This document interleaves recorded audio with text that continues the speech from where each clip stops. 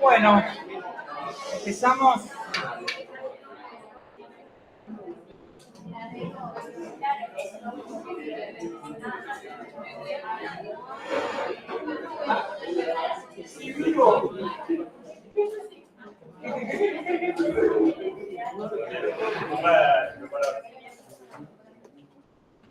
Bueno, el tema que tenemos que ver hoy es mediastino y corazón. Vamos a empezar hablando del mediastino. Como el nombre lo dice, medio, el prefijo medio se está refiriendo a algo que está en el centro. Entonces, mediastino es una región o espacio. Cuando digo espacio, no piensen en algo vacío, sino en un espacio que tiene un conjunto de órganos que va a estar comprendido entre ambos pulmones, cuyo límite inferior es el diafragma, cuyo límite superior es un plano que pasa por la primera costilla, cuyo límite anterior es el esternón y el límite posterior es la columna vertebral. Fíjense, ahí lo tenemos bien, el esternón, la columna, ambos pulmones, eso es lo que podemos identificar en un corte axial, y en un esquema donde se ve el límite superior acá, la primera costilla, y el límite inferior, el diafragma, acá.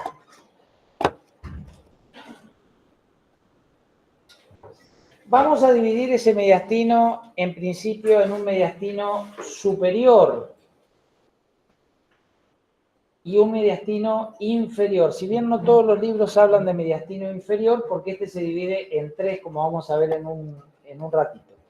El plano de división entre mediastino superior e inferior es un plano horizontal que está tendido entre el ángulo de Lewis, es un ángulo entre el mango y el cuerpo del esternón por delante, y el disco intervertebral que une la cuarta con la quinta vértebra torácica. Entonces eso nos deja por arriba el mediastino superior y por debajo el mediastino inferior. Fíjense que hablamos de mediastino inferior, pero en realidad tenemos un mediastino anterior, un mediastino medio y un mediastino posterior. De modo que yo no necesitaría usar la palabra mediastino inferior. Con usar superior, anterior, medio y posterior, ya identifico perfectamente todas las regiones. La clave para facilitar todo el aprendizaje es entender a qué llamamos mediastino medio. Porque una vez que uno entiende eso, el mediastino anterior es lo que está por delante, el mediastino posterior es lo que está por detrás y el superior es lo que está por arriba. El mediastino medio lo que comprende es al corazón y al pericardio.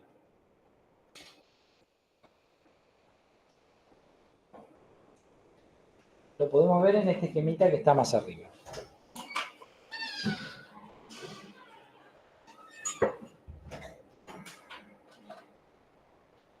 Bien, vamos a empezar a analizar algunos elementos del mediastino posterior y del mediastino superior. Todo esto que vamos a ver acá corresponde al mediastino superior, ¿sí? Y esto que vemos acá es el mediastino posterior. Recuerden que cualquier duda, cosa que no explico claro, lo que sea, me cortan y les explico mejor. Bien, ¿qué vamos a ver en el mediastino posterior que se prolonga hacia el mediastino superior? Vamos a ver fundamentalmente el vaso que más nos llama la atención es la aorta. Acá tenemos la porción ascendente, transversa y descendente de la aorta. Esto ascendente, transverso y la primera porción de descendente es lo que se llama arco o callado de la aorta. Fíjense que tienen una forma como si fuera un bastoncito, ¿no? Este es el mango del bastón. Esto lo vamos a ver que tiene una dirección desde la derecha hacia la izquierda y de adelante hacia atrás. Esto quiere decir que esto es más anterior y esto es más posterior. Progresivamente se va colocando hacia atrás a los lados de la columna vertebral y a medida que voy descendiendo me voy colocando delante de los cuerpos vertebrales. Hasta que atraviesa el diafragma, como lo estamos viendo acá. Esto ya sería la porción abdominal. Recuerden que el diafragma, el orificio diafragmático estaba ¿a qué nivel? ¿Se acuerdan?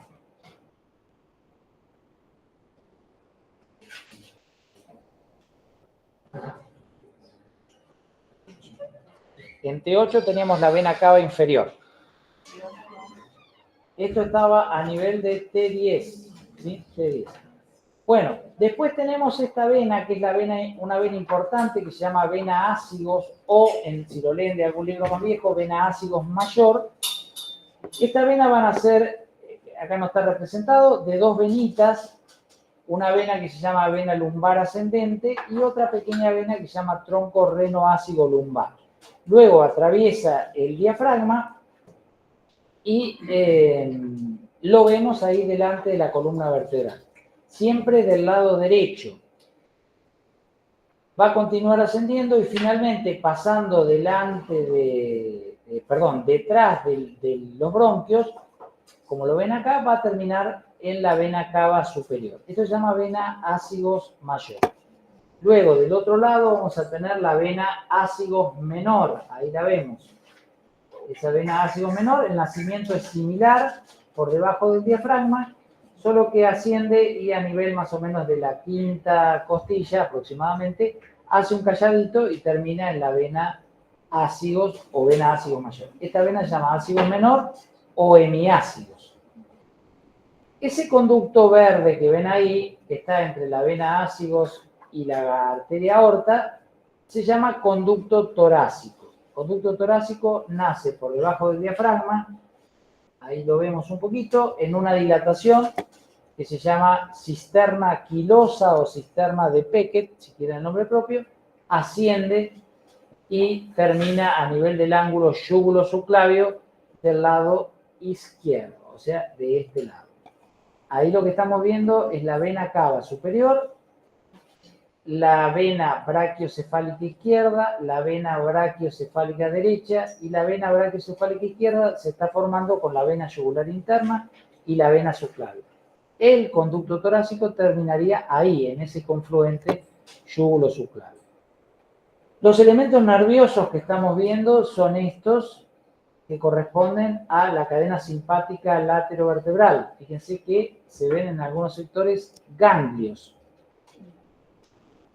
Y bueno, y finalmente acá ya vemos el esófago, ¿sí? Que tiene unos nervios alrededor. ¿Cuáles serían?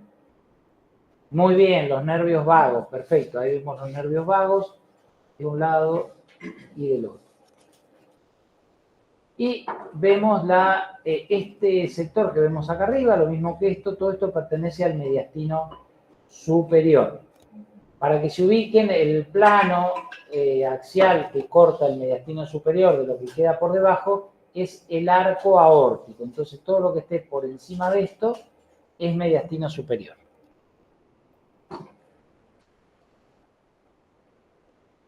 Bueno, acá podemos ver un poquito mejor las relaciones entre el esófago, la aorta y la tráquea. Si lo vemos por delante, vemos que el esófago queda en su sector superior, prácticamente cuesta identificar sus partes, no se ve, porque está completamente cubierto por la tráquea que está por delante. A nivel de la cuarta vértebra torácica, la tráquea se divide por un cartílago, que es el de la división, que se llama carina, en dos bronquios. El bronquio izquierdo, que fíjense que es más largo, más angosto, un poquitito más horizontal, y el derecho que prácticamente sigue el trayecto de la tráquea, más gordito y más corto. Entonces, bronquio fuente derecho, bronquio fuente izquierdo. Esto también ocurre más o menos a nivel de la cuarta vértebra torácica. Entonces, esta característica del esófago permite dividirlo en distintas porciones. Un sector que está cubierto completamente por la tráquea, otro sector que está cubierto parcialmente por el pedículo pulmonar, lo que corresponde a los bronquios de la tráquea. Un sector que acá no lo vemos, pero acá sí, que está cubierto por el corazón, se llama cardíaco, y finalmente un sector que es lo que se llama infradiafragmal. Bueno. Acá tenemos los orificios, fíjense, la vena cava inferior en T8, el esófago T10 y la aorta en T12. T8, T10 y T12. Si miramos la tráquea,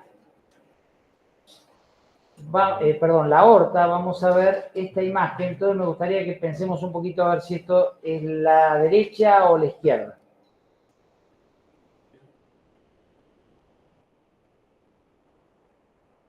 Bueno, ¿todos están de acuerdo que es la derecha? Perfecto, entonces no hay ningún problema. Fíjense que el arco aórtico se ve siempre, salvo que haya alguna dextrocardia, se ve siempre a la izquierda, ¿cierto? Y fíjense que se va de adelante hacia atrás. Bueno, en cambio, si lo miramos acá, fíjense que se ve bien el esófago y esta característica que yo les decía, la aorta a medida que va bajando, se va colocando delante de la columna vertebral y detrás del esófago. Termina un poquito más abajo, atravesando el diafragma un poquito más abajo que el esófago. Bueno, acá tenemos cortes axiales, acá tenemos un corte sagital. Ahora miremos este corte de acá y díganme si es un corte es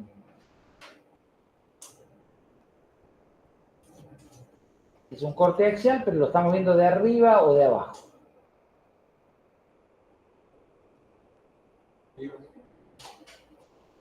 Bueno, algunos dicen de arriba, algunos no dicen nada. ¿Cómo sabes que lo...? Muy bien. Perfecto.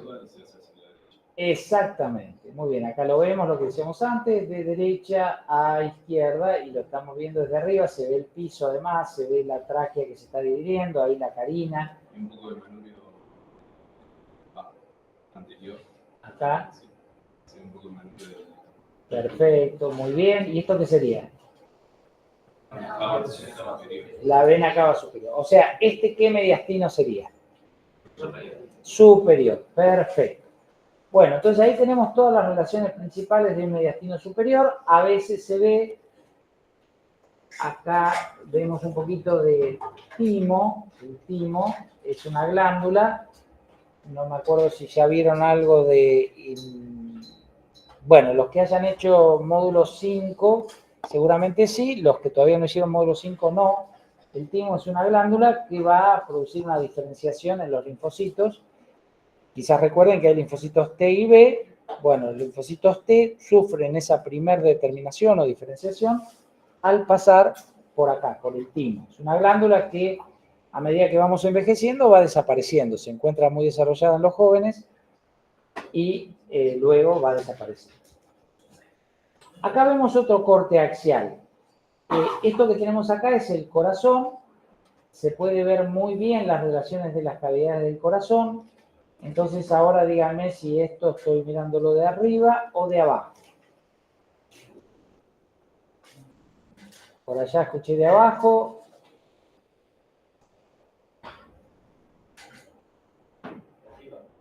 De arriba. Bueno. ¿Por qué te parece de arriba? No sé quién dijo de arriba. ¿Por qué te parece de arriba?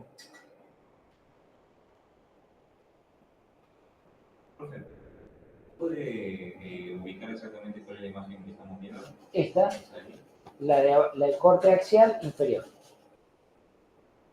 Ya analizamos este de acá, ahora estamos viendo este de acá. Estamos mirando de abajo.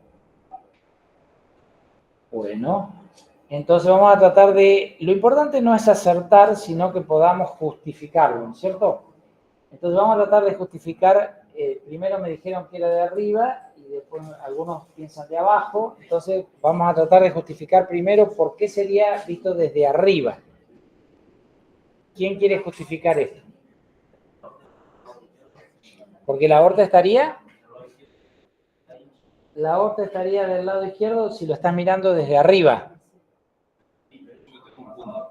Espera un poquito, a ver, ¿cómo? Bueno, si lo miro desde arriba, esto es la derecha. Pero la aorta está a la izquierda o a la derecha. Está a la izquierda. Entonces, si está a la izquierda, esto es compatible o apoya la idea de que lo estoy viendo desde abajo. ¿Por qué? Porque precisamente está a la izquierda, salvo que haya alguna variación, algún cambio. ¿Estamos de acuerdo todos con esto? Bien. Entonces, si lo miro de abajo, la persona tiene la cabeza allá, este es el lado izquierdo, la aorta está a la izquierda, hasta ahí está bien. El esófago lo está cubriendo parcialmente por delante, que es lo que vimos. Esto es la vena ácigos o ácigos mayor, está a la derecha, también es correcto. Y fíjense las cavidades, todavía no hemos visto corazón, pero estas que tienen muy desarrollada la pared son el ventrículo derecho y el ventrículo izquierdo. Toda cavidad en contacto con el esternón es el ventrículo derecho. Toda cavidad en contacto con el pulmón izquierdo es el ventrículo izquierdo. Toda cavidad en contacto con el pulmón derecho es la aurícula derecha y toda cavidad en contacto con el esófago es la aurícula izquierda. Entonces recuerden esas 4 reglas. Sí. Yo tengo 4 cavidades. Ventrículo derecho en contacto con el esternón. Toda cavidad en contacto con el esternón es el ventrículo derecho. Toda cavidad en contacto con el pulmón izquierdo es el ventrículo izquierdo.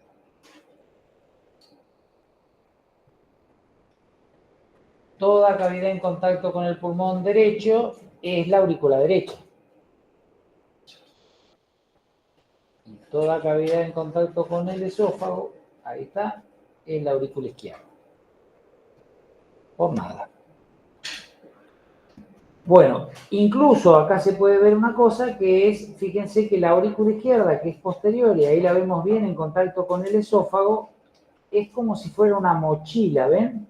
Si esto fuera una personita, esto es como si fuera una mochilita atrás. No llega hasta el diafragma, es la única cavidad que no apoya en el diafragma, la aurícula izquierda. Ahí se ve muy bien y observen la relación con el esófago.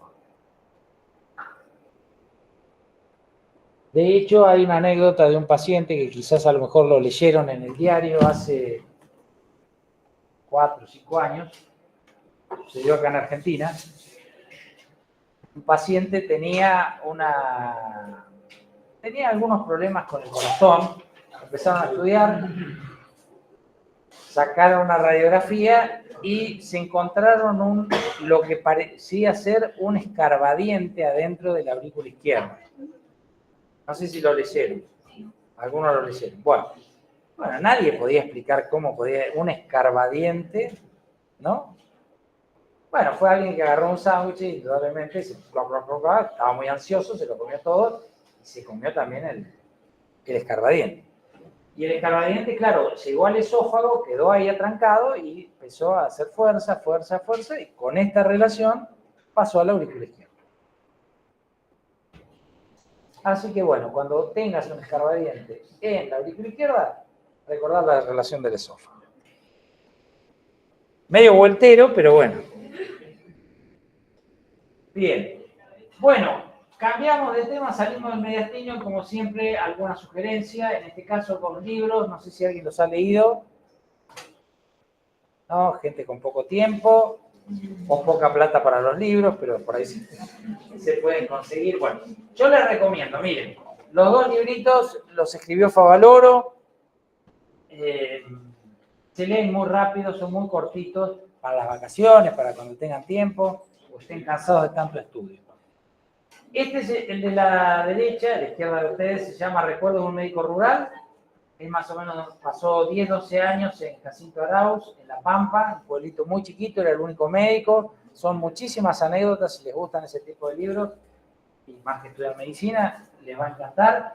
Y después de haber estado 12 años o 10 años ahí, se fue a Estados Unidos, por eso el otro libro se llama De La Pampa a los Estados Unidos, y ahí es donde desarrolla el bypass. Se fue a la Cleveland Clinic, sabiendo bastante poquito inglés, porque estudiaba con algunos hijos que tenía, pero se las ingenió y ahí desarrolló el bypass. Así que dos libros muy lindos.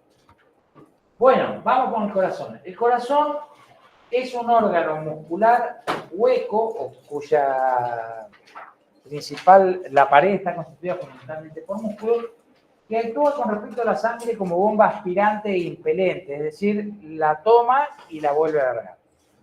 Entonces, actúa como una bomba. La forma va a variar según el libro que lean. Se lo puede describir como un cubo, se lo puede describir como una pirámide triangular o incluso como una pirámide cuadrangular.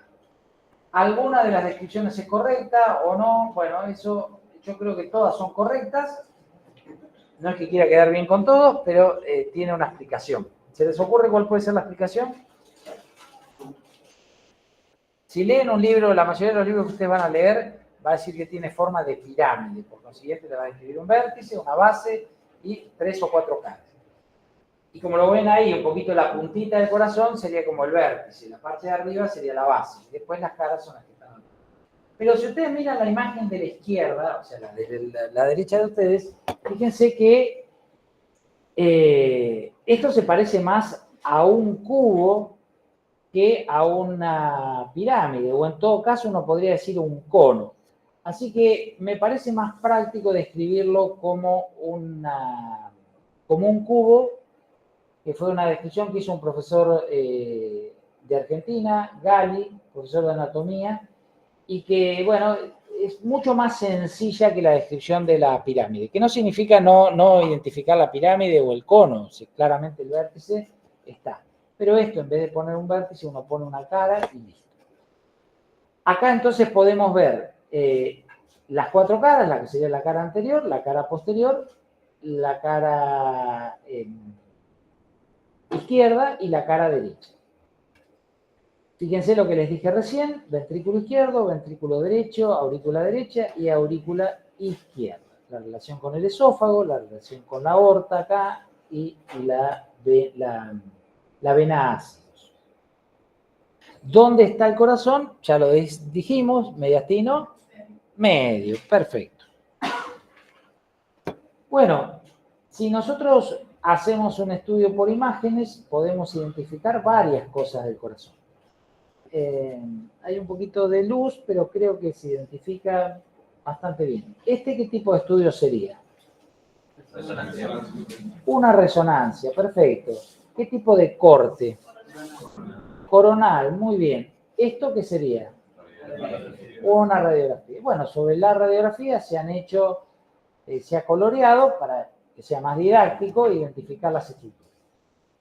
Nosotros lo que tenemos que ver acá es, acá tenemos el corazón, acá tenemos arriba los grandes vasos, ya los vamos a ver, comunican con el corazón, y tenemos bordes, un borde derecho y un borde izquierdo. En el borde izquierdo vamos a ir viendo desde abajo hacia arriba el ventrículo izquierdo.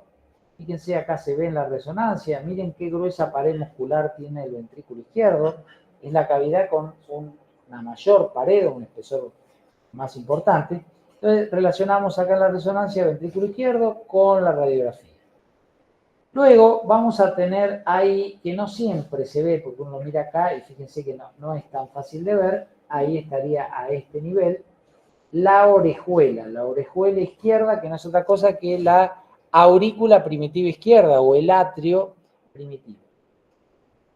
Seguimos un poquito más y vamos a ver el arco correspondiente a la arteria pulmonar. El arco correspondiente a la arteria pulmonar es esto. Esto es la arteria pulmonar. Esto que vemos acá es la arteria pulmonar. Observen que ahí hay una convexidad. No sé si lo alcanzan a ver. Convexidad. Esa convexidad es lo que se llama botón aórtico. Ahí lo tienen. El botón aórtico sería esto de acá. El botón aórtico corresponde al arco aórtico. Recién dijimos que se va de la derecha a la izquierda, la aorta del arco aórtico. Bueno, el botón aórtico, en una placa de tórax frente, dibuja ese borde.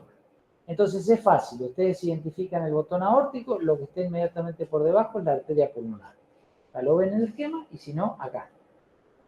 Y después, un poquito debajo, que no siempre se ve, como ven acá no se distingue, se puede ver la orejuela o atrio o aurícula primitiva izquierda.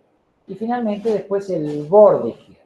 Bueno, es importante identificar los bordes. Hacia la derecha vamos a tener esta pancita que es la aurícula derecha. Todo esto es la aurícula derecha. Y esto recto es la vena cava superior. Vena cava superior, vena cava superior. Entonces, si yo les pregunto, ¿ustedes pueden identificar el ventrículo derecho? ¿Qué opinan? En una radiografía de frente, ¿no? ¿Cómo? Exacto, se superponen. Entonces, el ventrículo derecho estaría acá, ¿no es cierto? Es lo que acá está dibujado así, pero claramente no se ve. No veo dónde termina, dónde empieza. Por eso los bordes sí los puedo ver. Bien, muy bien. Bueno, ¿cuáles son las relaciones del corazón? Entonces, si el corazón tiene una forma aproximada a un cubo o a un cono, nosotros le vamos a describir cuatro paredes y una base superior, una base inferior o una cara inferior y una cara superior. Las caras anterior, como vimos recién o hemos estado viendo hasta ahora, va a estar dada por el esternón. Todo esto acá adelante yo tengo el esternón. Y la cara posterior, como lo veo acá, va a estar representada por el esófago. Y si quieren, lo que acabamos de mostrar hace un ratito, acá lo vemos, el esófago y también, un poco más distante, la aorta, la vena ácigos y la columna vertebral. Estas son relaciones mediatas. El esófago es una relación inmediata. Y ahí tengo el esternón y ahí tengo las paredes laterales que corresponden a los pulmones. Como lo vemos acá. Fíjense que los pulmones cubren parcialmente al corazón. El corazón, ustedes ven que está cubierto por una serosa. La serosa es el pericardio. ¿Se acuerdan cuando vimos pulmón cuántas pleuras había? 2. ¿Cuáles son? Bien, entonces acá pasa lo mismo. Hay un pericardio parietal y un pericardio visceral. El pericardio visceral envuelve a la víscera, el cardio parietal se relaciona con las paredes. Entre ambos hay una cavidad pericárdica. Recuérdenla, es muy importante la cavidad pericárdica. ¿Por qué? Porque a veces, bueno, por ejemplo, puede haber inflamaciones como la fiebre reumática, eso produce entonces un roce, una dificultad para que el corazón pueda dilatarse y contraerse, porque en vez de tener dos hojas que pueden lubricar la superficie y moverse libremente, ahora se encuentra con hojas que tienen inflamación, que tienen, por ejemplo, fiebre reumática. Otra cosa es un infarto que rompe la pared y empieza a salir sangre hacia la cavidad pericárdica. Entonces la sangre, con cada sístole, expulsa por el vaso correspondiente, pero al mismo tiempo expulsa por el agujerito que rompió la pared. Y eso cae en la cavidad pericárdica. Y llega un momento que se va llenando la cavidad pericárdica y llega un momento que ya No, que ¿se acuerdan que el corazón tiene dilatación que se llama diástole, contracción que se llama sístole? La sístole se expulsa la sangre y en la diástole se carga de sangre el corazón, los ventrículos. ¿Vamos bien? Bien. Entonces, imagínense ahora que cuando ustedes, el corazón expulsa la sangre, un poquito sale hacia afuera y va llenando la cavidad. Va a llegar un momento que esa dilatación no se va a poder producir, porque va a estar todo el corazón rodeado de sangre. Bueno, eso se llama taponamiento cardíaco. Es sangre acumulándose o hemopericardio. Sangre acumulándose en la cavidad pericardia. Es muy grave. Bien. Bueno, ya tenemos las relaciones. Ahora vamos a ver qué es lo que pasa con la relación superior, inferior y con las laterales. Para identificar las relaciones laterales, vamos a ver estos dos esquemas. Acá tenemos una cara lateral y acá tenemos la otra. ¿Qué les parece? ¿Esta será la cara derecha o la cara izquierda? Muy bien, muy bien. Cara derecha, ¿por qué lo sabemos? Porque vemos este arco, que es el arco de la vena ácigos. Ahí está desembocando la vena cava superior, recuerden, la vena ácigos. Esto está a la derecha. En cambio, a la izquierda, ¿qué vemos? Vemos la aorta, el arco aórtico y la arteria aorta descendente. El corazón está cubierto por pericardio, obviamente se ha sacado el pulmón derecho y acá se ha sacado el pulmón izquierdo. La cara inferior va a estar determinada por el diafragma y la cara superior corresponde a esto, es a todos los grandes vasos. Ahí voy a tener la arteria aorta ascendente, la vena cava superior, la arteria pulmonar con sus ramas, etc. Bueno, cambiamos de tema con otro libro que no creo que lo hayan leído. ¿Alguien lo leyó o no? Bueno, no es que está en latín, hay traducción al castellano, es un librito muy chiquitito que escribió William Harvey o Guillermo Harvey o Willy, como le decían los amigos. Era el médico del rey. ¿Y qué es lo que descubrió este señor? Y escribió en este librito que se llama De Motu Cordis, el movimiento del corazón. Bueno, et sanguinis in anima, ¿no? Animali, obviamente, el movimiento del corazón y de la sangre en los animales. ¿Alguien sabe qué descubrió este señor? No. Descubrió el aparato circulatorio. Y miren el año de publicación, 1600, no acuerdo si es 26 o 28, pero bueno, 28. Bueno. Fíjense que han pasado 400 años, no hace tanto. Y no se conocía el aparato circulatorio. No sé, qué sé yo, 400 años para mí no es tanto. Por ahí es mucho, no sé, es subjetivo. Bueno, ¿por qué este libro? Si a alguno le gusta la investigación científica, aunque sea para alguna vez leer algo de eso, este libro es maravilloso porque te va haciendo razonar cómo fue que él descubrió que la sangre circulaba. Este experimento, por ejemplo, que fue una de las cosas que él hizo, lo pueden hacer en casa ustedes. Tienen que hacer un torniquete acá, después acuérdense de sacárselo. La idea es que obstruya la sangre va a retornar por las venitas. Esto cuando nos vamos a sacar sangre, vieron que nos hacen un pequeño torniquete ahí con goma y se nos hinchan las venas. Bueno, y él agarraba y se puso a jugar con las venas, obstruía ahí, obstruía acá, y después largaba el de arriba y miren lo que pasaba. Fíjense la diferencia entre este y este. La sangre volvía un poquito, pero acá quedaba un hueco. Primer problema, ¿por qué se da? Bueno, no lo sé. Después hacía lo mismo con este de acá abajo, ponía el dedito acá, que es este de acá, y soltaba y se llenaba completo. A ver ustedes, 400 años después. ¿Eh? Sí, una vena ahí. La sangre está subiendo, pues está el corazón. La sangre está subiendo, bien, la sangre está subiendo porque va hacia el corazón. Bien, ¿y cómo explicás esto, por ejemplo? Que acá apretaba acá, soltaba y llegaba hasta ahí y no llegaba hasta abajo. ¿Y por qué llegaba un poquito y no hasta abajo. Porque el vaso está comunicado, ¿no? Es una palabra que no me acuerdo el nombre. Es algo de física. Cuando vuelve, no es por la energía que le generas, vuelve un poco más, puede ser. O tiene un retorno.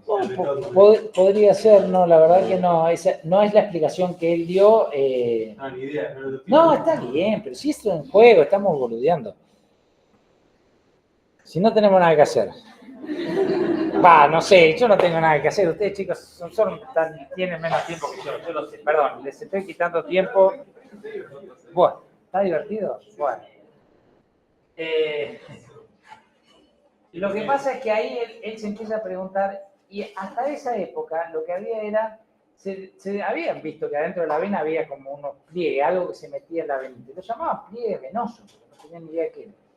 Y él dice, chico, estos pliegues venosos, y se empieza a dar cuenta que eso funciona como una válvula. Viste que la válvula deja pasar por un lado, lo vamos a ver ahora mucho más, y no para el otro. Entonces dice, chico, estos pliegues no son solo pliegues, son válvulas. Entonces ahí le hace un clic y empieza a darse cuenta que la sangre circula en una dirección precisamente por las válvulas. Las válvulas son las que hacen que eso se... Antes de eso estaba la teoría de Galeno. No se las voy a contar ahora porque es muy largo, pero es muy interesante. Galeno creía que la sangre, como si fueran las olas del mar, iban y venían, y bueno, y para eso había que fabricar una cantidad de comida, la sangre se producía en el hígado. Es una historia muy apasionante, en serio, cuando tenés algo de tiempo para leerla. Pero bueno, así empieza él a descubrir que la sangre circula. Y entonces, bueno, después se termina de ver todo esto, el aparato circulatorio. Hace 400 años no sabíamos que existía algo llamado aparato circulatorio. No lo conocíamos. Bien, entonces, ¿se acuerdan que les conté muy por arriba, o lo vimos, la circulación mayor y menor? Bueno, la vamos a repasar en este esquemita que me parece que está un poco más claro que el que les mostré la otra vez. Fíjense, tenemos el corazón con 2 aurículas arriba y 2 ventrículos abajo. La sangre está pintada de azul, que sería la sangre carbooxigenada con poco oxígeno. Está pintada de rojo, la sangre oxigenada, o sea, la que se ha cargado de oxígeno. Fíjense, por un lado tenemos acá los pulmones, a ambos lados, entonces tenemos. Partimos del ventrículo...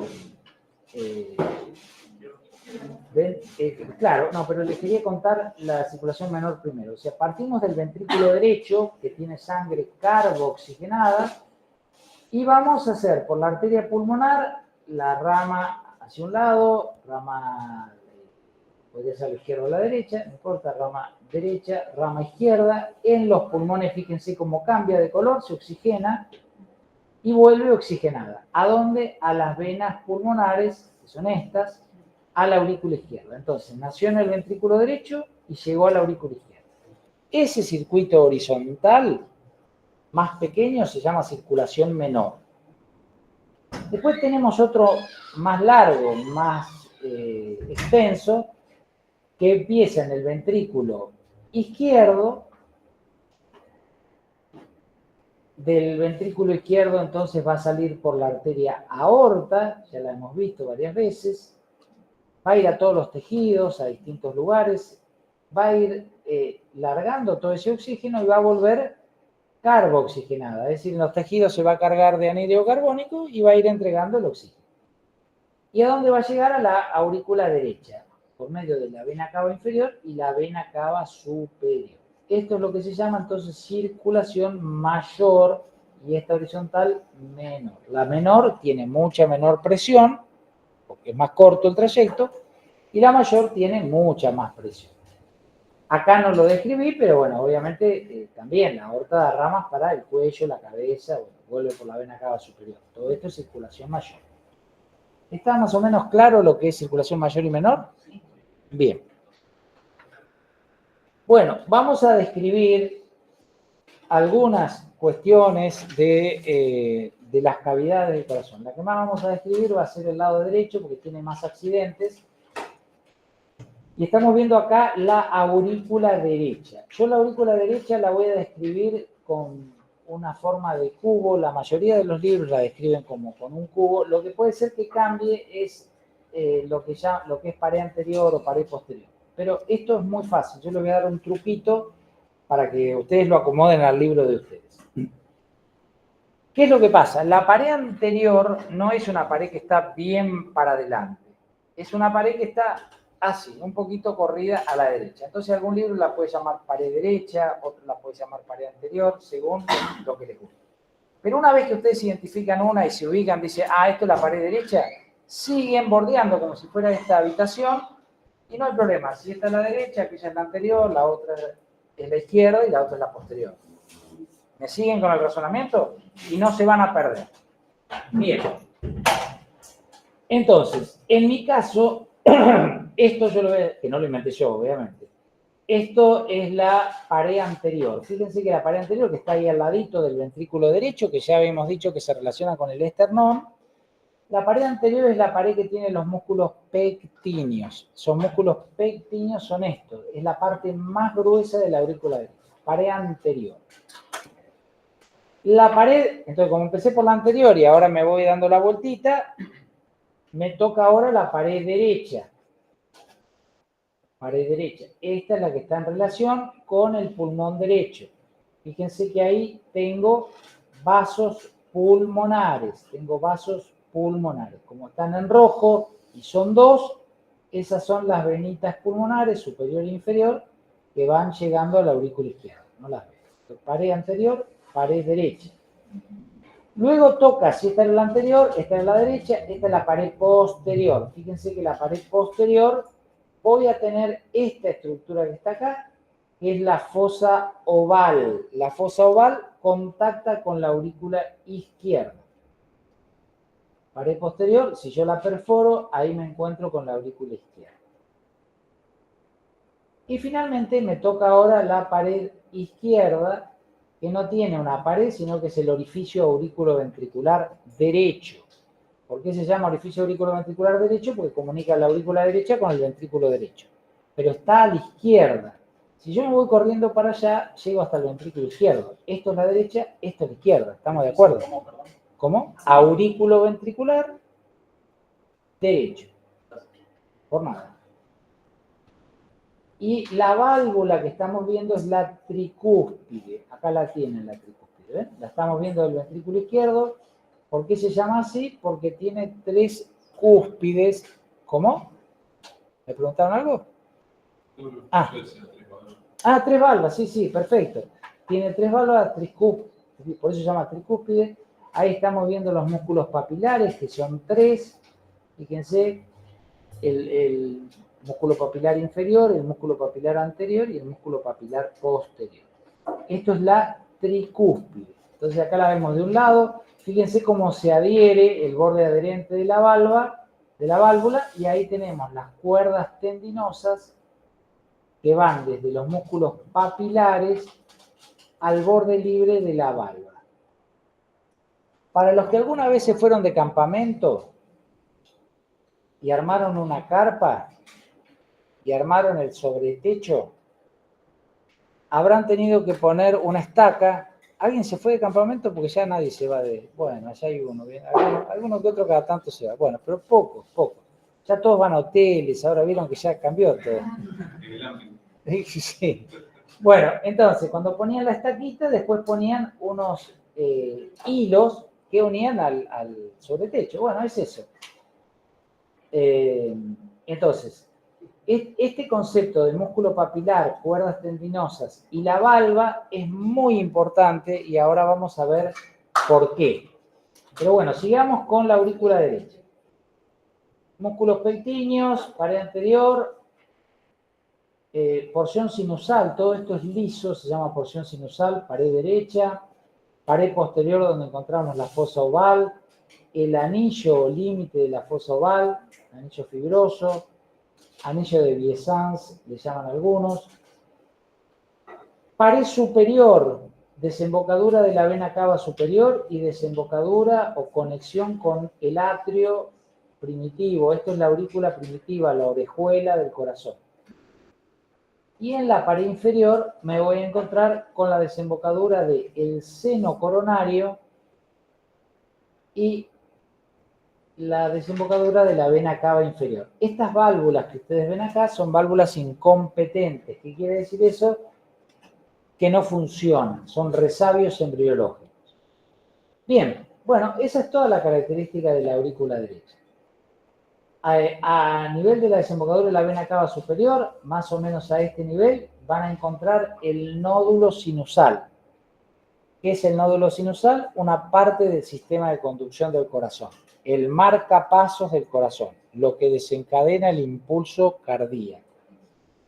Y en esta zona de acá, que se llama triángulo de Koch, muy específico para el cardiocirujano, no tienen que saber exactamente el nombre, los límites y todo, ahí tienen el segundo nodo que se llama nodo AB o aurículo ventricular, que es la segunda estación nodal. El nodo sinusal late más o menos 70 veces por minuto, más o menos, entre 60 y 70, y el nodo AB o aurículo ventricular unos 45 veces por minuto. ¿Qué veo en el ventrículo derecho? Bueno, fundamentalmente lo que ya les dije, no lo vamos a describir mucho más, pero sí quiero que nos detengamos en los músculos papilares, las cuerdas tendinosas y la válvula.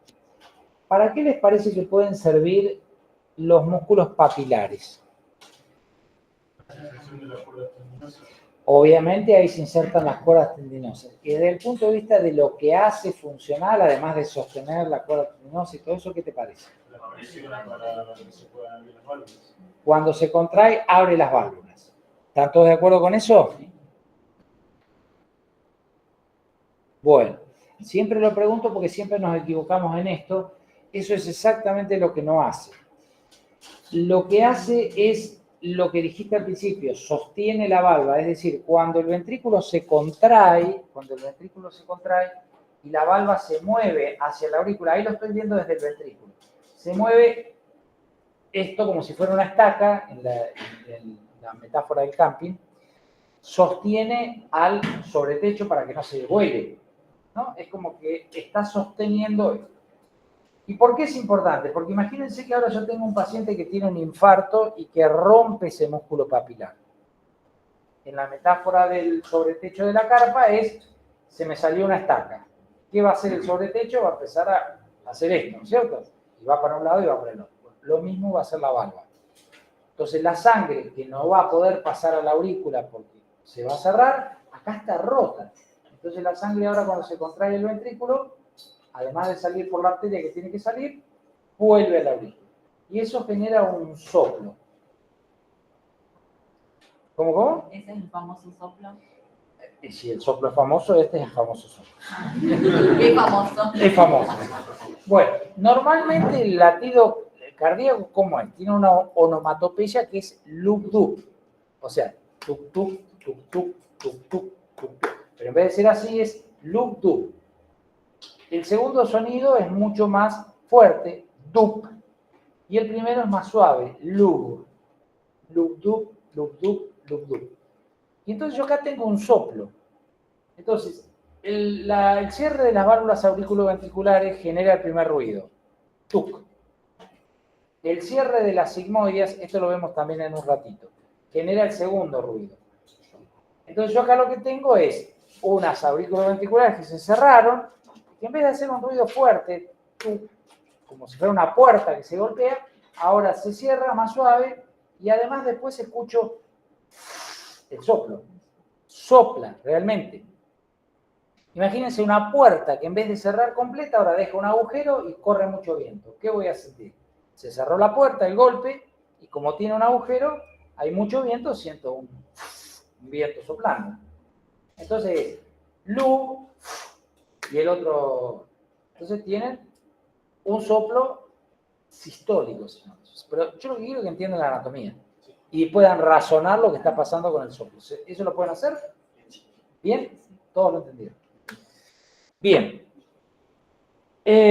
Seguimos. Bueno, y acá tienen el corazón izquierdo que como es mucho más sencillo, no tiene eso, quiero que vean algunas cosas. Por ejemplo, en la aurícula izquierda, fíjense que se ven resabios de ese tabicamiento que vamos a ver sobre el final, y se ven las desembocaduras de las venas pulmonares, que son 4. Fíjense que es toda lisita, eso se debe a que es toda sinusal, no tiene una porción carnosa, es una diferencia importante. Las valvas son 2. en vez de llamarse tricúspide, se llama mitral, como si fuera la mitra de un obispo, el gorrito de un obispo. Entonces, y ahí tengo los músculos papilares, que son dos, anterior y posterior. Y fíjense que la estructura es la misma, cuerdas tendinosas, el borde libre de las valvas, el borde adherente de las valvas, ahí en el anillo auriculoventricular. Y acá lo que veo es estas otras valvas, que no las veía antes, que comunican la aorta con el ventrículo izquierdo, y fíjense que tienen esta forma, son las válvulas sigmoides, algún autor las ha llamado como niditos de paloma, es como si fuera un nido, y ahí vemos que en esos senos coronarios están saliendo las arterias coronarias, acá y acá.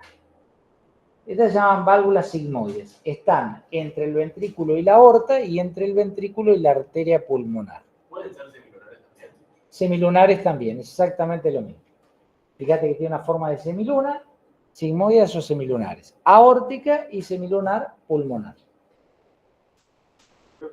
Sí. ¿Podemos ver la imagen del corazón? Sí. ¿Acá? ¿En dónde puedo ver el cono arterioso? El cono arterioso lo ves acá. Mira, esta es la arteria pulmonar. Esto de acá, que fíjate que se va haciendo cada vez más ancho, eso es lo que se llama cono arterial o cono arterioso. Toda esa parte de esa de lo que son. Exactamente, todo esto de acá. Todo esto de acá es el cono de salida o sea, cada ventrículo tiene lo que se llama una cámara de entrada y una cámara de salida. La cámara de entrada es toda esta parte de abajo, que es el lugar que permite el pasaje de la sangre de la aurícula derecha al ventrículo derecho. Y luego tiene que ascender para salir por la arteria pulmonar.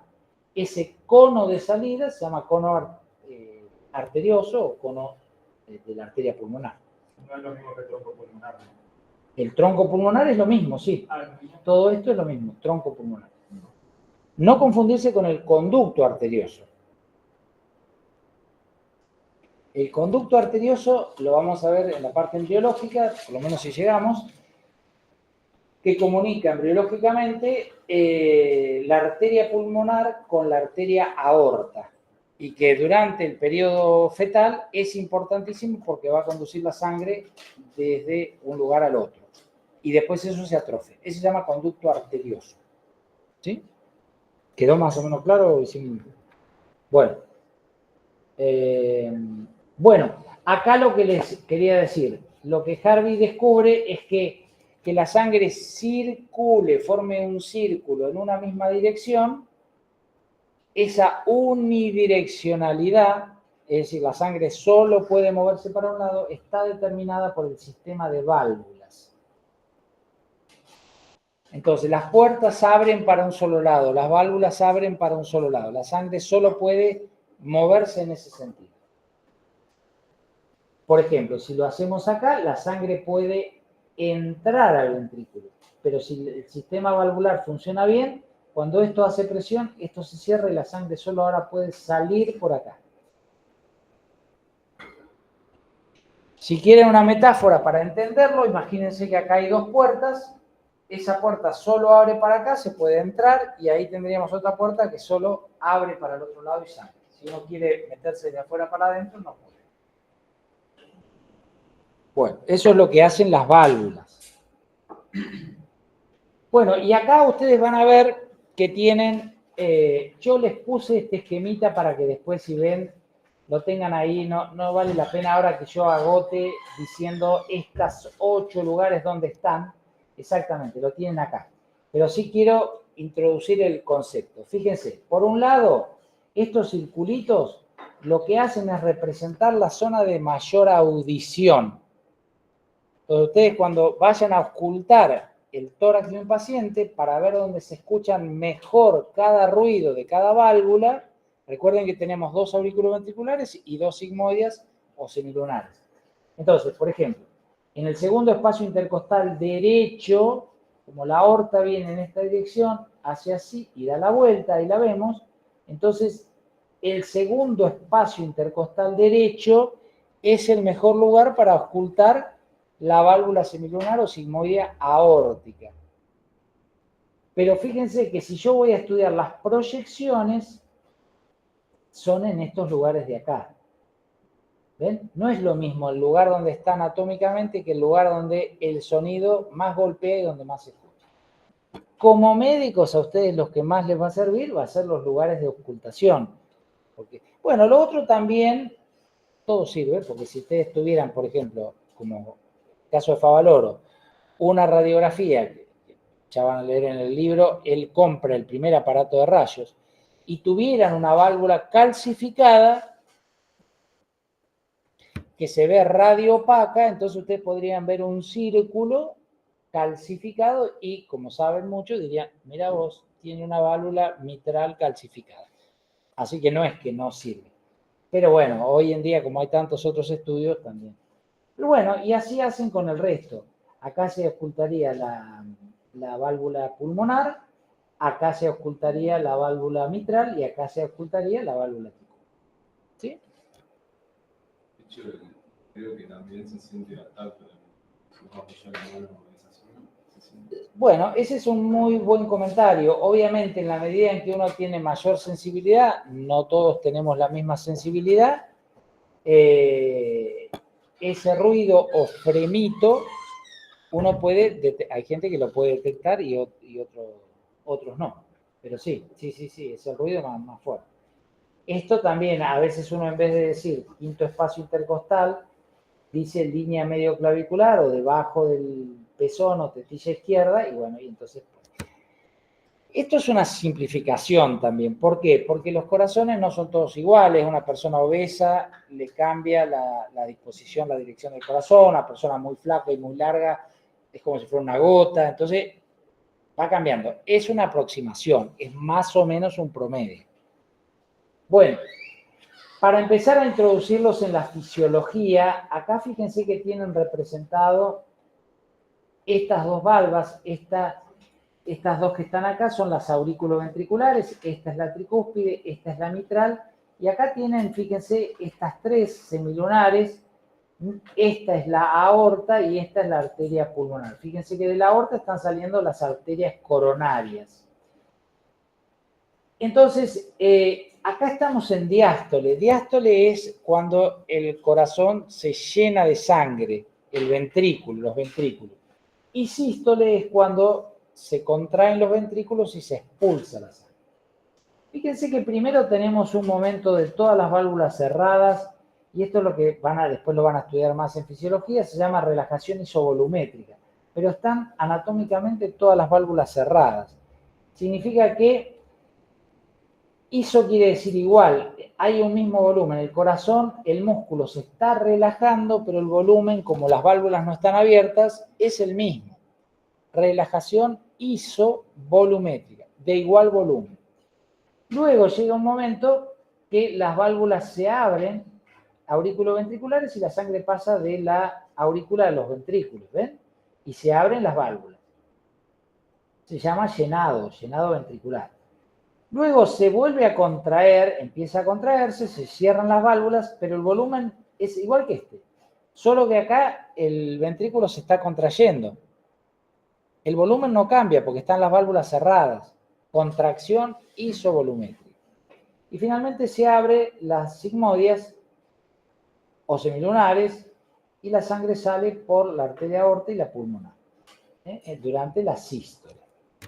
Bueno, esto para que relacionen los sonidos del corazón, los soplos, para que relacionen con las fases del ciclo cardíaco. Este dato que habitualmente en anatomía uno nunca ve esto, nunca ve un corte, o casi nunca ve eso, un corte de los ventrículos. Acá tienen los dos ventrículos. Fíjense que la pared muscular es muy gruesa, la aurícula tiene una pared muy finita. Si ustedes tuvieran que decir cuál es el ventrículo izquierdo o el derecho, dirían, este llamémoslo 1 y a este 2. ¿Cuál les parece que será el izquierdo? ¿Este, el 2 o el 1? El 2 dirían que es el izquierdo, ¿no? Todos. Noto algunos que hacen gestos como no me convence del todo. Porque como requiere más presión, necesita más músculo para liberar la sangre por fuerza. Exactamente. Entonces, si todo es normal, el ventrículo izquierdo tiene una forma circular y tiene una pared que mide aproximadamente 1 centímetro punto 3, o sea, 13 milímetros. Una pared muy gruesa. En cambio, el ventrículo derecho tiene forma de semiluna al corte axial y tiene una pared de 0,305 centímetros. ¿Sí? Ustedes dirán, che, pero la pared es importante, lo de la pared, el espesor, porque a veces hay hipertrofias. Entonces ustedes dicen, che, pero no me habías dicho que medía 0,305, sí, pero tiene una hipertrofia del ventrículo derecho, entonces se hace más grueso. Por ejemplo, esto es como hacer pesas en el gimnasio, ¿no? Si yo tengo una estenosis de la arteria pulmonar, toda la sangre se va quedando en el ventrículo y ahora es como que está levantando más pesa, le queda más sangre, más fuerza, más fuerza, más fuerza, y entonces lo vemos al tiempo y tiene una hipertrofia del ventrículo derecho. ¿Estamos? En situaciones normales, esto es lo que vemos. Bueno, y acá tienen lo que es el ritmo cardíaco, el nódulo sinusal, acá lo vemos, el nódulo sinusal, el nodo AB, el haz atrioventricular o haz de His, la rama izquierda y la rama derecha del haz atrioventricular o haz de His y la red de Purkinje que se va a distribuir por el resto del mundo. Bien, fíjense que todo nace en el nódulo sinusal. El nódulo sinusal es autoexcitable, es decir, no necesita ningún estímulo. Yo puedo sacar el corazón y sigue latiendo, mientras tenga oxígeno y todo lo demás. No necesita estímulo. Autoexcitable. Eso entonces es lo que genera el automatismo, ¿ven? El automatismo, apréndanselo en ese orden porque es el orden anatómico. Es decir, uno no tiene que hacer mucho esfuerzo de memoria, va siguiendo el orden de la estructura y solo sale. Entonces, este genera automatismo y después hay que conducir el impulso y entonces viene lo que se llama dromotropismo. Dromotropismo, dromo es como autódromo, donde circulan los autos. Dromo es conducción. Entonces se conduce el impulso a lo largo de todo el sistema. Luego viene batmo. Batmotropismo significa excitabilidad. Ya se condujo y ahora lo entregamos al músculo, hay que excitar el músculo. Y el músculo luego tiene que contraerse. Entonces, batmotropismo es excitabilidad y notropismo es contracción del músculo. Fíjense que es muy lógico. Nódulo sinusal, nodo AB con la conducción, llegué al músculo, lo excito y se contrae. Y luego de que se contrajo, ¿qué hay que hacer? Relajación. Lucitropismo, que es no me acuerdo si lo puse, sí, ahí está, luci o lusotropismo. Bueno, entonces, les digo esto porque a veces cuando me ha pasado, empezamos con el examen y dice, a ver, propiedades cardíacas.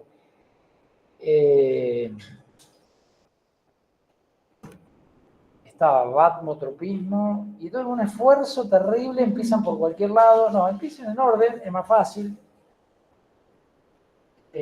Bueno, algunas reflexiones de esto. Imagínense que ahora tienen un paciente que tiene un infarto en el nódulo sinusal. Se tapa la arteria que riega eso. ¿Qué pasaría? Pierde el automatismo. Pierde el automatismo. ¿Se muere o no se muere?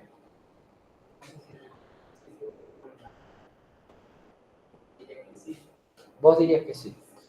Bueno, para que se muera, ¿qué tendría que pasarle? Tendría que faltarle, porque el corazón, la función que tiene es expulsar las, bueno, tiene varias, pero porque tiene una función endócrina también.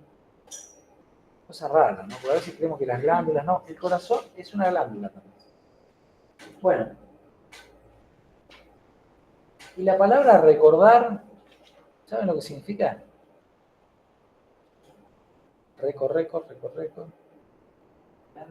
Recordar.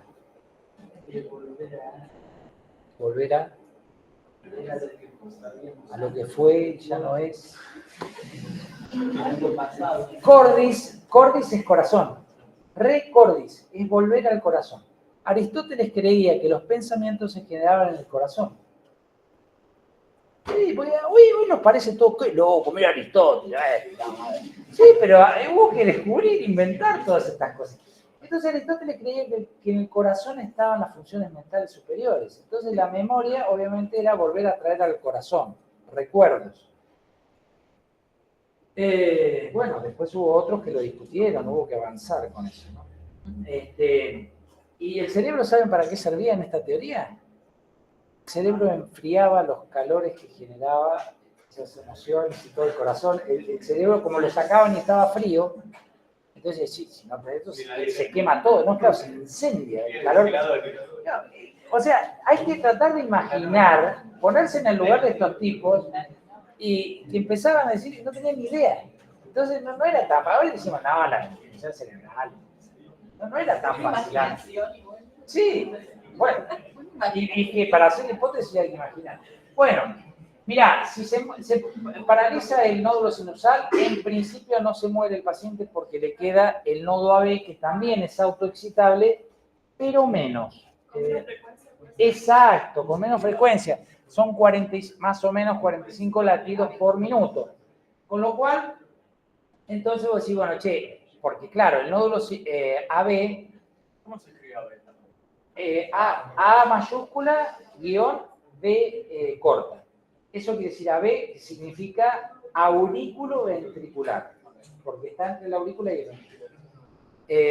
El otro se llama sinoauricular, SA, porque está en la porción sinusal de la aurícula. Bueno, entonces, ¿qué pasa? Como se contrae cada 45, es como el lerdo, que cada tanto necesita un golpecito, che, dale, vamos. Bueno, el nódulo sinusal es más despierto, le pega un golpecito, dale. Pero cuando nadie le pega golpecito, igual lo hace, solo que más tranquilo. 45 veces por minuto. Hasta ahí, si no corres, no haces nada, podés llegar a vivir porque el corazón impulsa una cantidad de sangre con oxígeno suficiente para que el cuerpo viva. Por debajo de eso ya morimos. No tenemos la suficiente cantidad de oxígeno en el cuerpo. Así que bueno, esa es la función. Después fíjense esto otro. ¿Escucharon hablar de hemibloqueo derecho, hemibloqueo izquierdo, ese tipo de cosas? Tiene una arritmia con un... Bueno, por ahí vieron en películas y escucharon eso. Vieron Doctor House, no, tiene un hemibloqueo derecho. ¿Y eso de qué me está hablando? Bueno, eso es como vieron que se conduce como si fuera un piquete. Acá tenemos la rama derecha, por ejemplo, si uno bloquea con una fibrosis, un infarto o algo ahí, tiene un bloqueo, como si fuera un piquete, y entonces el impulso no se conduce. Eso es un hemibloqueo derecho, hemibloqueo izquierdo si está del otro lado, etc. ¿En la válvula o en No, en el sistema de conducción. Todo esto que estamos describiendo acá se llama sistema de conducción cardíaca. ¿Sí? Bien. Seguimos. Bueno, pero resulta que esto es muy lindo, pero yo, como lo hago habitualmente, entre las 4 y las 5 de la mañana, recorro mis 15 kilómetros haciendo aerobismo. No sé de qué te reís, la verdad que no. Los gorditos también podemos. Bueno. Y entonces ahí ya la frecuencia no es 70. La frecuencia no es 70, empieza a aumentar, ¿no? Y eso es porque el sistema nervioso recibe un impulso, por ejemplo, de los miembros inferiores que se están quedando sin oxígeno, etcétera, informan que se requiere más oxígeno. Entonces, para eso tenemos que el corazón esté inervado con el simpático y el parasimpático. El simpático, como lo ven ahí, son estas cadenas laterovertebrales. Ustedes ya estudiaron módulo 3, así que son expertos en sistema nervioso simpático. Y ahí fíjense que se forman los nervios cardíacos superior, medio e inferior, que nacen de la cadena simpática. Y luego tenemos un nervio, que es este. ¿Se acuerdan cuál es? Muy bien, el nervio vago, par 10, que trae el parasimpático. Entonces, entre el vago y el simpático se forma un plexo, un entrecruzamiento de nervios cardíacos, y entonces esto estimula. El simpático aumenta las propiedades cardíacas, o sea, más frecuencia, más fuerza de contracción, más presión arterial, etc. Aumenta la frecuencia respiratoria. Si estoy corriendo, estoy escapando, estoy peleando, y el simpático a la noche ya vamos a descansar, ya lindo día, y me voy a comer, a dormir, todas esas cosas reparadoras. Bien, entonces baja la frecuencia cardíaca. Hay muchos infartos, por ejemplo, muchas muertes se producen muchas veces a la noche. Porque al bajar tanto, el vago, ese estímulo, bueno, puede terminar generando un paro cardíaco. Bien, bueno, acá lo vemos a Favaloro. Y vemos, fíjense, no lo descubrió él, pero sí lo desarrolló y lo puso a punto para aplicarlo en pacientes, lo que se llamó el bypass aortocoronario. Fíjense, cuando las arterias coronarias están obstruidas, como vemos acá, por ejemplo, o vemos ahí, bueno, lo que él desarrolló fue sacar una ramita, una arteria de algún otro lado que pudiera estar sin irrigación o que pudiera nutrirse de otro lado. Por ejemplo, acá vemos la arteria mamaria interna, o lo que hoy se llama torácica medial, o con una vena, por ejemplo, como la vena safena. Y fíjense que hacía un puente entre la arteria aorta y la porción posobstrucción, como si fuera hay un piquete acá y entonces hay un desvío de sangre.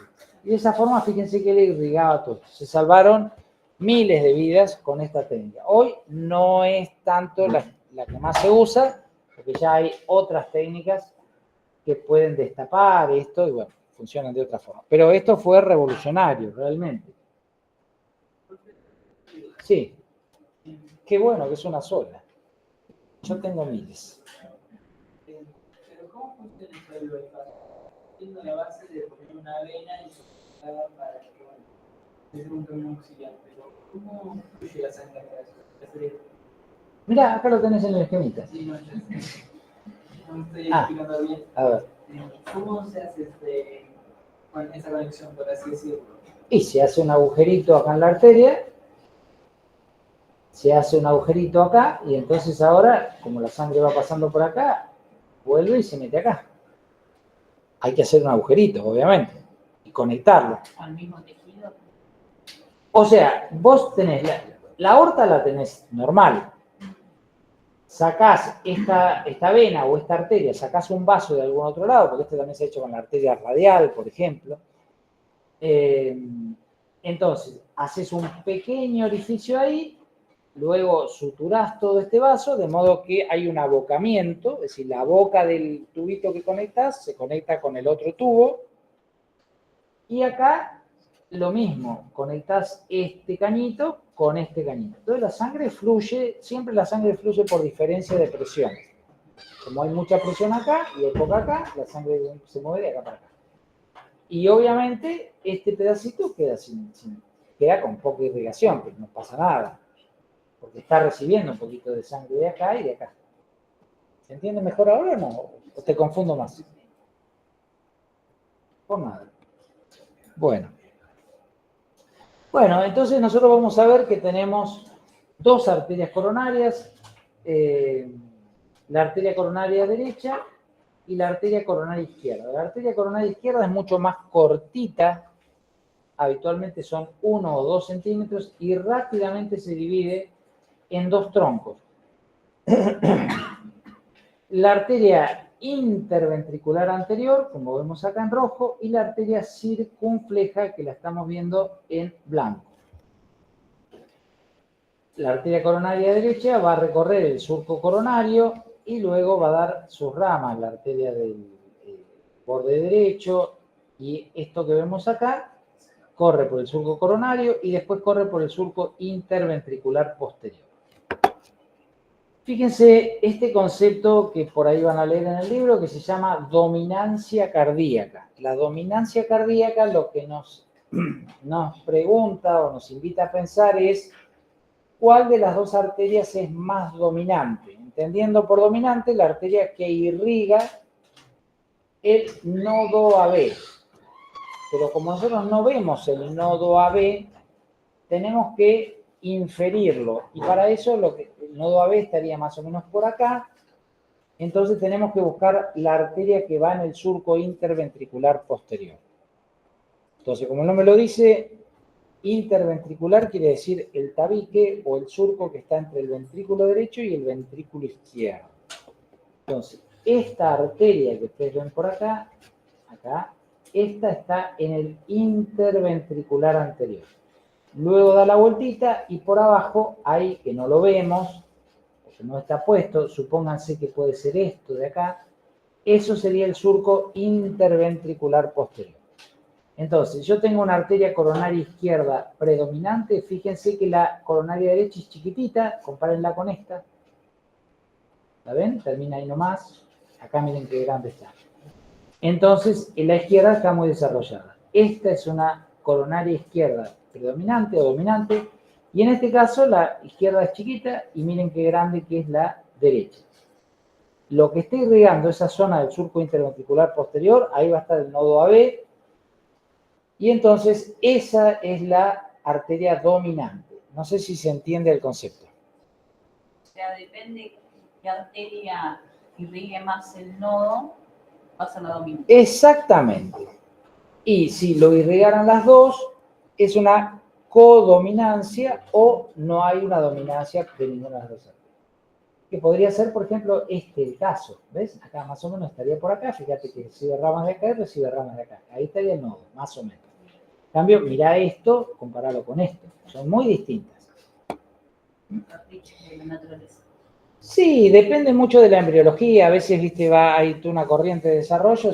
Por alguna razón, los estímulos se presentaron de una forma y bueno, entonces tenés...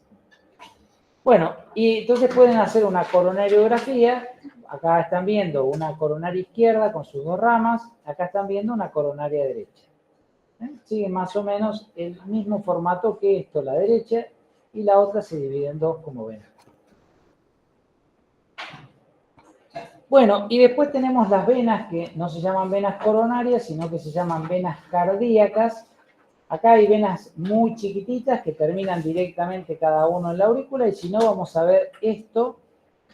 Esto que tienen acá es la aurícula derecha, ahí eso que ven ahí es el seno coronario, es la vena coronaria más grande. La vena coronaria o seno coronario recibe la vena cardíaca mayor, la vena cardíaca mayor, que es esta que va a continuar en seno coronario, y después vemos estas dos venas cardíacas que están acá, o acá tal vez lo ven mejor, la vena cardíaca mayor, la vena cardíaca media y la vena cardíaca menor. Cardíaca mayor, cardíaca media y cardíaca menor.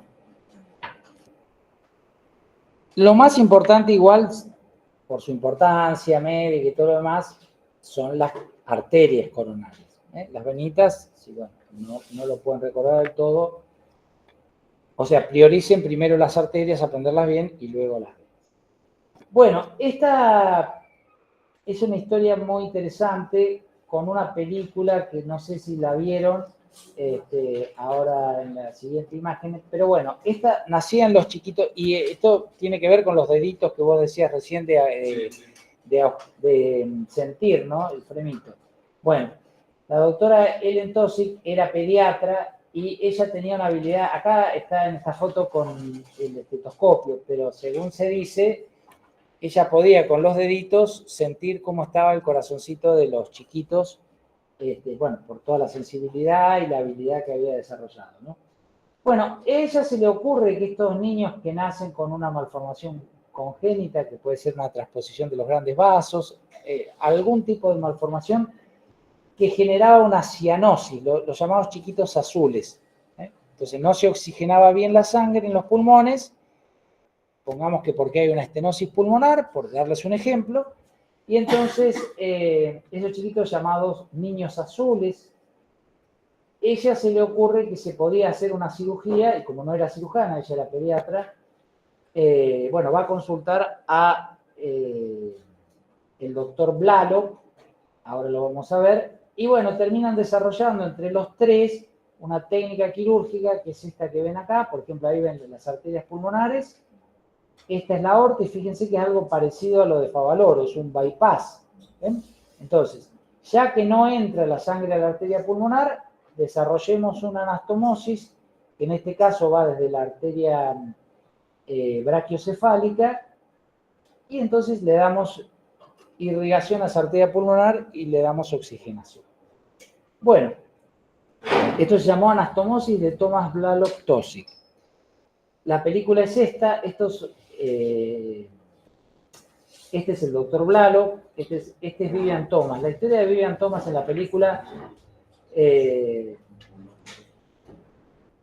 realmente es una película que yo he visto varias veces, es muy emotiva, si la pueden ver, se las recomiendo. Y es un poco triste la parte de Vivian Thomas porque era un muchacho que quería en Estados Unidos, en la crisis del 29, del 30, una gran crisis económica, quería estudiar medicina y, bueno, no sé si saben algo, pero ahí hubo un crack económico. Los bancos, para variar, se quedaron con la guita de la gente y todos los ahorros que él tenía, en un lugar donde la educación no es gratuita, se los quedó el banco. Entonces él empieza a trabajar con el doctor Blalock, que hacía unos experimentos, y termina siendo la persona que en realidad desarrolla toda la técnica por la gran habilidad manual que tenía y el gran ingenio que tenía para hacer todo eso. Obviamente el que tenía que operar era Blalock porque era médico, el otro no tenía el título. Pero era muy interesante porque cuando los residentes empiezan a aprender, el que está detrás diciéndole toca acá, move allá, pone todo, es Lalo, que no, es Thomas, que no tiene un título. Bueno, así que si la pueden ver, en algún momento se las recomiendo. Vamos con la parte de embriología, y con esto ya terminamos. El primer concepto que tenemos que desarrollar es, les ofrezco dos opciones. Si están muy cansados y ya no les entra más nada, igual tienen el videíto donde está esto explicado. Si quieren que lo desarrollo y nos quedamos media hora más, que es, todavía estoy a tiempo, pero no sé. A mí me da lo mismo, como casi todo en la vida, yo no tengo problemas, me amoldo, me adapto. Sí, no, porque en serio, si yo sigo, si ustedes se bancan media hora más o... Sí. Ah, bueno, no, porque por ahí están tan cansados que no... ¿Querés hacer una pausita? Bueno, hagamos una pausita de Sony 20 hasta las 1:30. ¿Quieren? Por nada. Seguimos.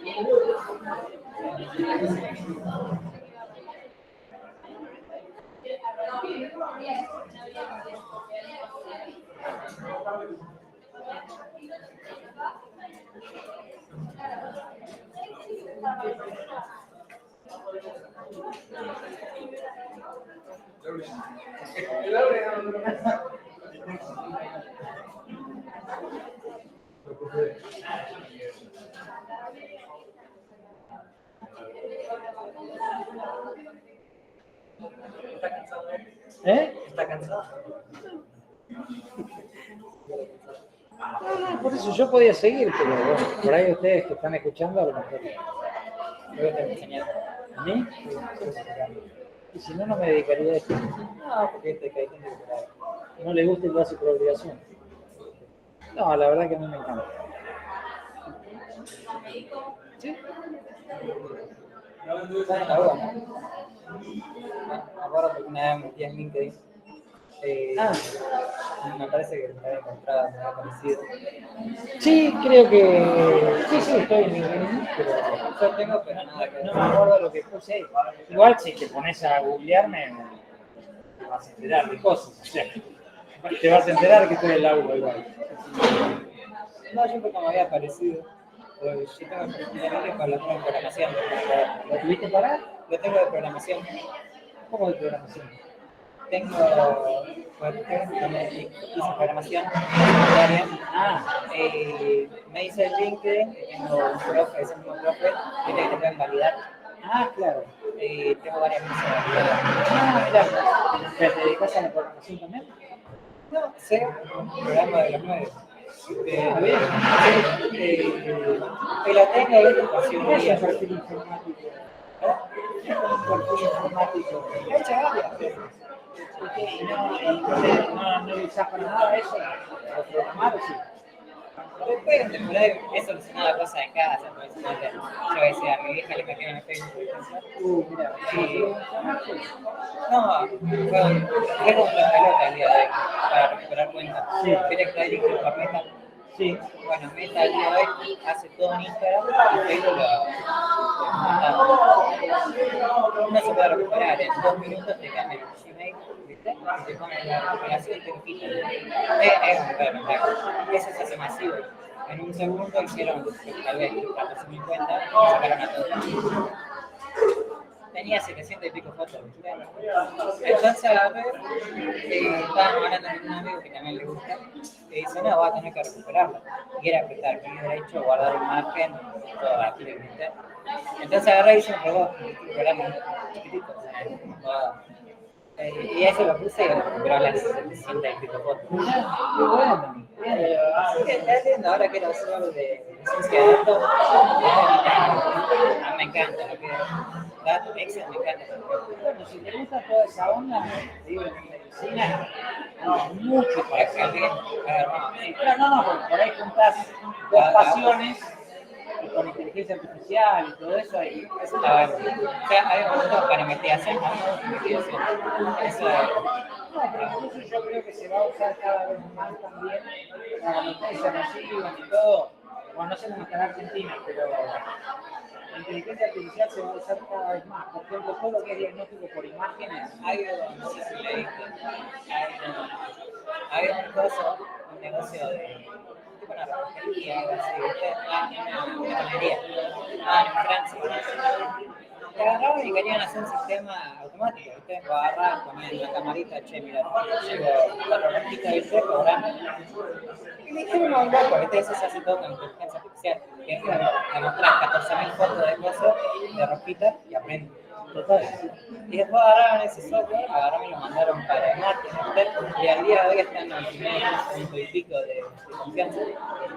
Y se lleva la confianza. Operar ahora con el tema de la software. Sí. Las operaciones que hacen a través de la computadora. Que la hacen ahora hermosa, ¿viste? Es tremendo. Robótica, todo lo que pero bueno, llega acá.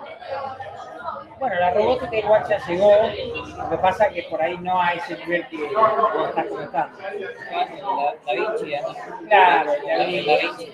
sí, neurología, por ejemplo, se usa bastante. ¿Eh?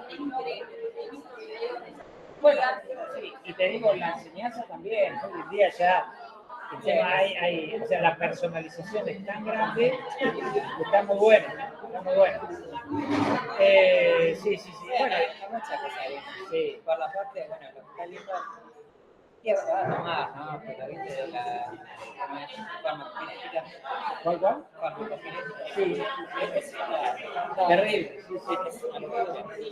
Pero eso también usan todos algoritmos de cosas. Sí, tal cual. Bueno, hay un dato que es, que a lo mejor no sé si te referís a eso con la genética fue simplificada de esto. Pero la otra vez estaba viendo un documental era complejísimo de resolver la estructura tridimensional de las moléculas. No sé si lo viste. Bueno, no soy de verlo. y resulta que, bueno, no estoy de acuerdo en toda la historia, pero la empezaron a subir como juego, ¿viste? Como poco tiempo en el mundo se puso a resolverlo, resulta que ahora terminaron armando un software que calcula, que es súper importante para desarrollar fármacos a medida. No, pasó que era, ¿qué pasó ¿qué medicamento era? Que se lo daban a la embarazada A la talidomida. ¿Vos decís que perdieron los brazos? chicos se generaba cosas, aborto espontáneo. ¿Generaba qué? Aborto espontáneo y era por la piralidad. Sí, aborto también, sí, mejor te referís a eso. Pero no, esto me llamó la atención porque los tipos no por ahí están, o sea, años y años resolviendo una cuestión particular. La sociedad es que ahora están viendo eso con la inteligencia artificial, pero el tema del ChatGPT hizo un boom tremendo. Sí, dice que la inteligencia artificial está de los 40. Sí, claro, sí. Con el ajedrez y todo eso. Y ahora también lo viste para el tratamiento de las moléculas. dar la estructura, el pliegue, y de ahí saber cuál toma la finalidad de la medicamento. Claro, claro. No, está lindo. Yo no sé mucho, pero me gusta el tema. O sea, un poco de Y todo. después con lo que es blockchain, por ejemplo, criptomonedas. Eso es propio hace igual, porque tenía, Hacía- hace todo lo que es la experiencia de informática. Ah, mira. Hace esas cosas y me ha querido dar laburo de eso. ¿De acá de Olavarría eso o de dónde sos? No, soy de acá, soy de Gama. Ah, Cristian Chiraperro. claro, mira. Me ha dicho eso, trabajo así, pero la policía lo tiene que pagar 10.000 pesos, algo así, por decirte. Por esa plata no trabajo. Y las cobras 3-4 meses después. Sí. Era por un tema de experiencia, más que cuando trabajamos con el gobierno, pero no te da mucho perfil. Así ganas poco. El tener perfil de trabajar con el gobierno para las empresas también de manera. Claro, Quiero ganar. Más con todo lo que es seguridad. Sí, la ciberseguridad está también hoy. Bueno, es hermoso. Todas las estafas que hay, sí. Bueno, pero hay tecnologías, como la chatera ahora que vienen más para evitar la burbuja de esa beneficia.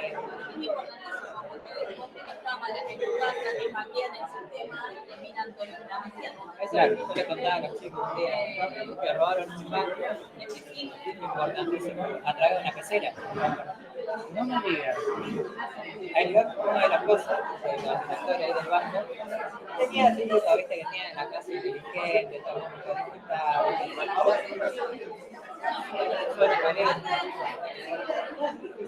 Y la pecera reflejaba los números luego.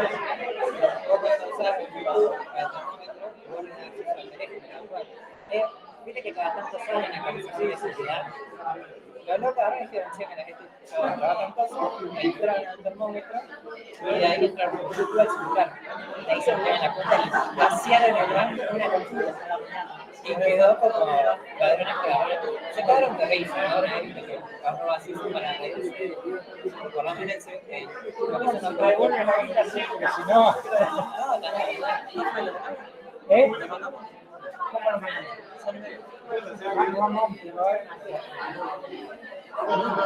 Bueno, continuamos. Continuamos con los valientes que quedan.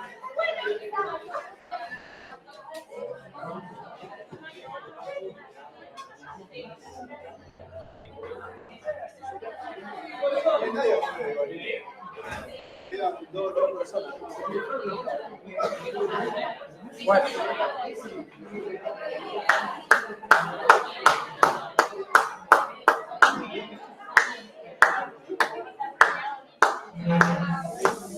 ¿Seguimos?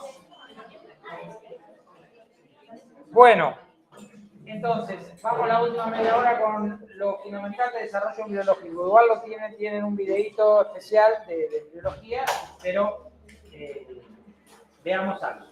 Lo primero que hay que entender es cómo se desarrollan los vasos. Entonces acá tenemos dos conceptos, vasculogénesis y angiogénesis. Vasculogénesis se refiere al desarrollo de los vasos, como lo dice la etimología, pero a partir de acúmulos de células. Entonces, estos acúmulos o islotes sanguíneos, o a lo mejor en algún libro tienen como islotes de Wolf y Pander, son macizos, se cavitan en el centro, originan entonces la cavidad y las paredes, las células que quedan en la periferia constituyen la pared del vaso. Eso se llama vasculogénesis. Una vez que se generaron los primeros vasos, al igual que lo hace un árbol, una rama, pueden brotar. Esto ya pasa también en el adulto, que los vasos se desarrollan. Eso se llama angiogénesis. Entonces, como ven, son dos mecanismos diferentes. ¿Sí? ¿Queda clara la diferencia? ¿Queda clara?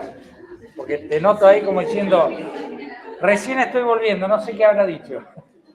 Bueno, una vez que estamos desarrollando en el interior del mesodermo los distintos vasos con las distintas técnicas, vamos a ver y recordar lo que habíamos estudiado en módulo 1, que fines de la tercera semana y la cuarta se produce el plegamiento. Es decir, nosotros en un primer momento somos un disco, literalmente, con dos cavidades, una cavidad amniótica arriba y una cavidad vitelina abajo, Y ese disco tiene 3 capas. Se acordarán del ectoblasto, mesoblasto, endoblasto, o bueno, la vieja terminología ectodermo, mesodermo y endodermo. Bien, a medida que se empieza a plegar, vamos a sufrir distintos cambios. Primero tenemos el campo cardiogénico. Ese campo cardiogénico lo tenemos delante del polo rostral, acá se va a desarrollar la cabeza. Fíjense que ahí tenemos todo un campo donde están los islotes y se va a desarrollar el corazón. Eso se llama campo cardiogénico. A medida que se produce el plegamiento en sentido cráneo-caudal y en sentido dorso-ventral, fíjense que el corazón empieza a colocarse en su posición definitiva, o lo que va a ser el futuro corazón. En un primer momento está como si fuera arriba de la cabeza. El plegamiento cráneo-caudal lo va a colocar debajo primero del cuello y después en el tórax. Acá lo que vemos es un plegamiento dorso-ventral. Fíjense que a lo largo de todo el eje nosotros vamos a tener 2 vasos, son estos, las aortas, o acá ventrales, que es lo que vemos acá, y a medida que se empiezan a unir estos pliegues, esas 2 aortas, esos 2 vasos primitivos, se van a fusionar, como vemos acá abajo, en uno solo. Por eso tenemos una aorta. Acá lo podemos ver un poquito mejor, incluso tienen las fechas. No es necesario que ustedes recuerden de memoria todos los datos de los números, día 21, día 20, sino que tengan el concepto este que les dije, fines de la 3ª semana y la 4ª. Me gustaría que retengan más o menos eso. Entonces, tenemos el campo cardiogénico, los vasos que se comienzan a formar, fíjense que acá tenemos 2, y cómo se va fusionando en un solo vaso. Ese vaso, entonces, va a originar distintas dilataciones. Si vemos las 2 de abajo, van a ser el ventrículo y la aurícula, y fíjense que las aurículas conectan con lo que va a ser el drenaje venoso, es decir, las venas, que las vamos a ver en un ratito, que van a terminar en las aurículas. En tanto, el ventrículo va a conectar con el bulbo cardíaco y el tronco arterioso o arterial, ¿sí? Una vez que se formó esto, que es un tubo neural, un corazón lineal donde la aurícula y el ventrículo están uno atrás de otro, nosotros tenemos el modelo del corazón de un pez. El modelo del corazón de un pez, ¿se acuerdan que evolutivamente hay 5 clases de vertebrados y nosotros vamos pasando desde el estadio evolutivo de peces, después anfibios, reptiles, mamíferos, bueno, los primates? Y eso se ve exactamente, no lo voy a desarrollar ahora, pero se ve en la evolución del corazón. Bueno, este modelo de desarrollo que vemos acá es el típico de un pez, donde la aurícula es una, el ventrículo es otro. Y no hay tabiques. Bueno, lo tenemos acá y vamos a desarrollar ahora, fijando los extremos, un enrollamiento en forma de asa, de modo tal que la aurícula que estaba abajo ahora va a ir quedando arriba, tal como pasa en esta rotación. Y el ventrículo va a ir quedando hacia abajo. Fíjense dónde está situado y cómo va quedando abajo. Recuerden siempre esta conexión, porque va a dar lugar al desarrollo de la arteria pulmonar y de la aorta, como vamos a ver en un ratito. Fíjense, ¿se acuerdan que habíamos dicho que teníamos 2 aortas dorsales y lo que quedó abajo luego del plegamiento es la misma aorta? Imagínense que es un tubo así, pero que ahora yo lo doblo y lo tengo abajo. Es el mismo tubo, solo que lo llamo aorta ventral y aorta dorsal. Las 2 se fusionaron en un solo vaso. Bueno, desde la aorta ventral hacia la aorta dorsal, ahora se producen conexiones en la zona del cuello, que no sé si lo recuerdan, ahí se formaban los arcos branquiales o los arcos faringios. Tenemos 6 en un primer momento. Acá nos van a interesar solamente 3. El primero y el segundo desaparecen, el quinto desaparece, nos queda el tercero, el cuarto y el sexto. Acá tienen en línea de puntos lo que va desapareciendo. Es bastante fácil, o no sé, vamos a tratar de explicarlo de manera fácil. Es decir, el sexto arco es el último. Entonces, es lo que corresponde, fíjense, al desarrollo, como lo ven acá, arterial, y lo mismo este que es el cuarto. El sexto va a terminar desarrollando lo que es el arco aórtico. Y el cuarto va a terminar desarrollando lo que es la arteria pulmonar. Lo que queda arriba de todo son las ramitas, ¿ven? Conectadas con la aorta, las ramitas que van a irrigar el cuello y la cabeza, es decir, las arterias carótidas comunes y luego sus ramas, ¿no? Entonces, tercero, cuarto y sexto.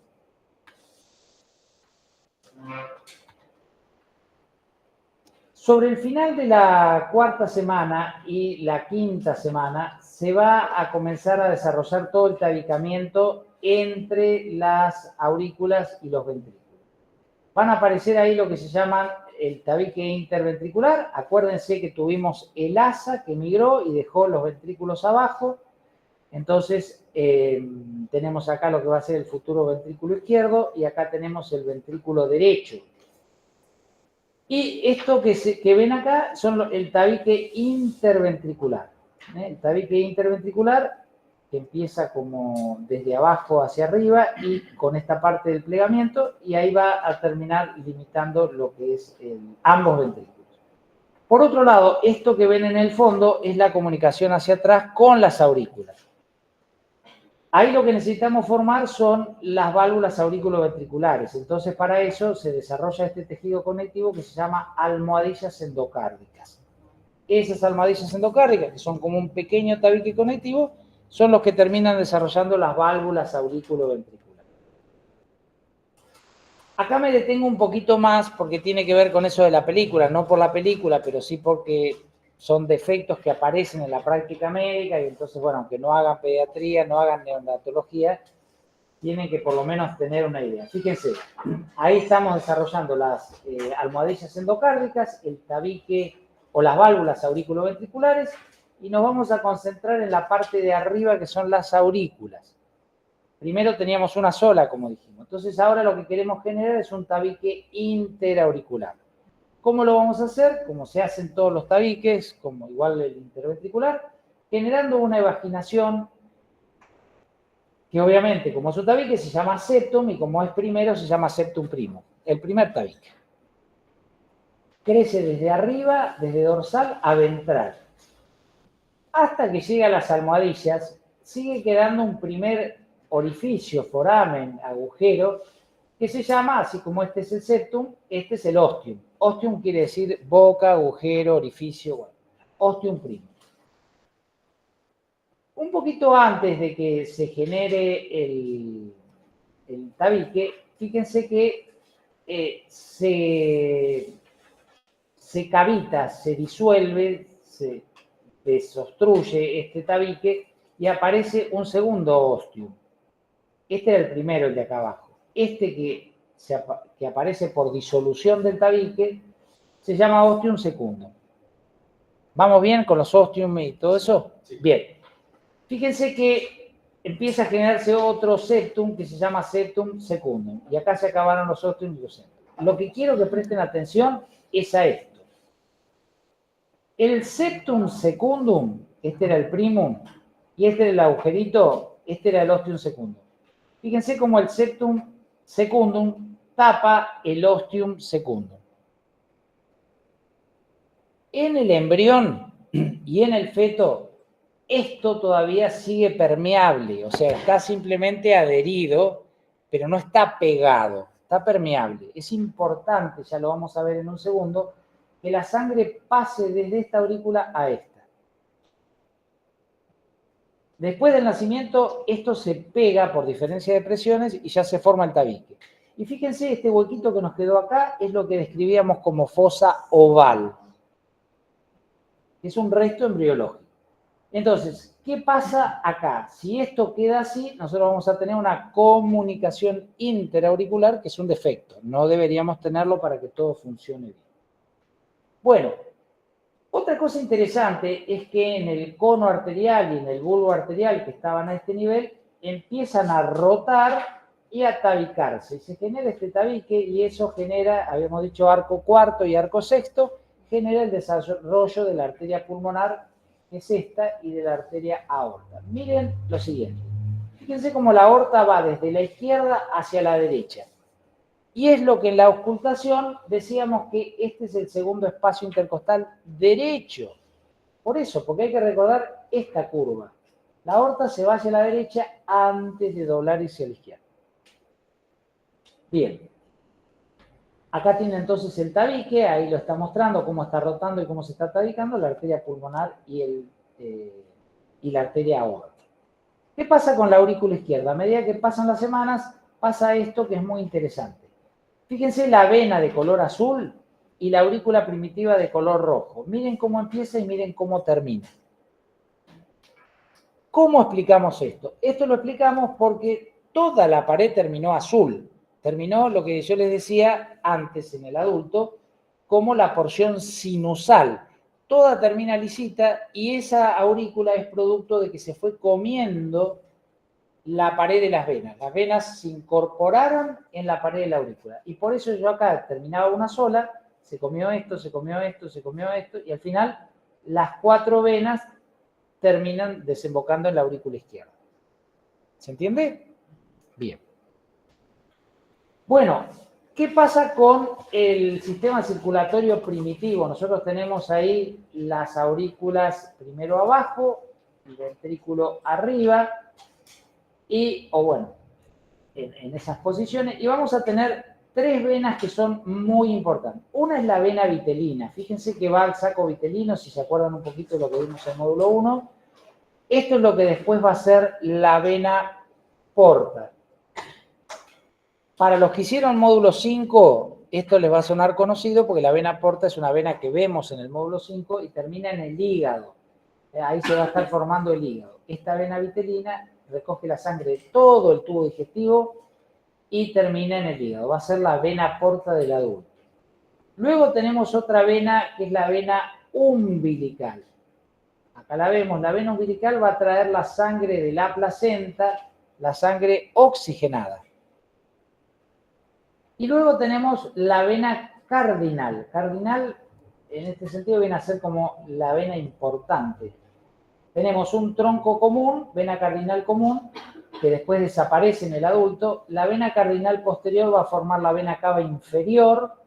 La vena cardinal anterior va a formar la vena cava superior. Esto va a la cabeza y el cuello, esto va al resto del tronco. Entonces, bueno, la vena cardinal común contribuye a formar parte de estas venas porque también se reabsorbe. Sí. Yo tengo que las cardinales anteriores principalmente dan las yugulares más que la cava superior. Sí, contribuyen a formar las yugulares. Las yugulares junto con la vena subclavia forman la vena brachiocefálica y las venas brachiocefálicas forman la vena cava. Está perfecto lo que tenés, sí. O sea, me sirve tu comentario porque de ahí para arriba todo lo que es el sistema venoso prácticamente se forma a partir de las cardinales. No solo las venas yugulares, porque hay varias yugulares, pero supongo que lo que vos tenés es la yugular interna. Sí, que es como la más importante. Bueno, acá tenemos un esquemita para entender lo que pasa a la derecha y a la izquierda. Fíjense, el seno coronario a la izquierda y a la derecha. Acá tenemos la vena cardinal anterior y la cardinal posterior. Esa es la cardinal común, la vena umbilical y la vena vitelina. Lo mismo del otro lado. ¿Cómo va a evolucionar esto? Va a evolucionar de forma tal que el lado izquierdo, todo esto que tenemos acá, termina como seno coronario. ¿Se acuerdan que recién vimos las venas cardíacas? Seno coronario, cardíaca menor, media y mayor. Bueno, es esto. Miren en lo que termina este desarrollo. Y el lado derecho, bueno, termina desarrollando todo lo que es la vena cava superior y la vena cava inferior. Y ahí, obviamente, estamos en la aurícula derecha. Bueno, este esquemita, nos detenemos un ratito acá, me gustaría que lo entiendan bien, si no se entiende, me cortan y lo volvemos a explicar. ¿Por qué es la diferencia entre lo que es la circulación prenatal y la postnatal? Y acá venía lo del conducto arterioso que me habías preguntado hoy. Fíjense, en un primer lugar habíamos dicho que la vena umbilical traía la sangre oxigenada, fíjense cómo pasa por ahí por el hígado. Después, bueno, forma la vena cava inferior, entra a la aurícula derecha. Recuerden que el único sistema de oxigenación para un feto es la placenta de la madre. Entonces, llega por la vena umbilical a la aurícula derecha y pasa a la aurícula izquierda. Acá lo que tenemos en rojo, marroncito, es la sangre oxigenada. Entonces, entra por acá y por ese tabique interauricular permeable pasa a la aurícula izquierda. De la aurícula izquierda pasa al ventrículo izquierdo. Del ventrículo izquierdo sale por la aorta al resto del cuerpo. Pero después, por si eso fuera poco, hay otro mecanismo, porque de la aurícula derecha, la vena umbilical pasa al ventrículo derecho, arteria pulmonar, los pulmones no están funcionando, así que ahí no pasa nada. Necesitamos esta conexión, conducto arterioso, esta comunicación entre la aorta y la arteria pulmonar. ¿Qué pasa en el adulto? Este conducto arterioso se anula, no pasa más sangre por ahí, y el tabique interauricular ahora se consolida y se cierra completamente. Y obviamente la vena umbilical esa se atrofia, desaparece, queda muy poquito, porque ya no cumple ninguna función. Entonces, bueno, es toda la circulación que ya conocimos. ¿Se entienden bien? Lo que me gustaría que recuerden bien, se graben es qué pasa con el tabique interauricular, que es distinto en ambos casos, y qué pasa con el conducto arterioso, que es distinto en ambos casos. Con eso solo ya resuelven los cambios del feto y del adulto. Y bueno, estas son las frases de Favaloro, las pueden tener ahí, y con esto terminamos. Gracias a ustedes. Gracias por la paciencia.